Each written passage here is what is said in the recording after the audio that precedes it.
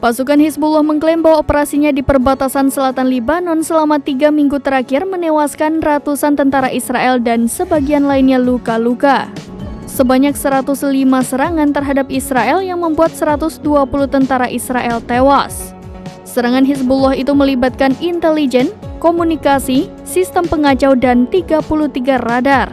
Hizbullah menyatakan mereka telah melakukan serangan sejak 8 Oktober 2023 lalu. Diketahui Israel juga menembakkan peluru artileri yang mengandung fosfor putih di perbatasan selatan Lebanon.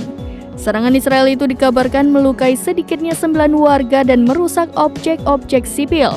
Selain menaklukkan pasukan Israel, Hizbullah juga menghancurkan 9 tank milik Zionis itu. Sekutu Hamas ini pun menembak jatuh sebuah pesawat tak berawak. Sebelumnya Hizbullah telah mengumumkan bahwa mereka menargetkan pasukan infanteri Israel di dekat Jordah. Pihaknya juga telah menyiapkan pesawat tempur yang menargetkan situs Israel Al-Marj. Tak hanya itu, tank Merkava dengan peluru kendali juga bersiap di sekitar Barak Baranit dan menargetkan pasukan Zionis di daerah situs Israel Al-Asi.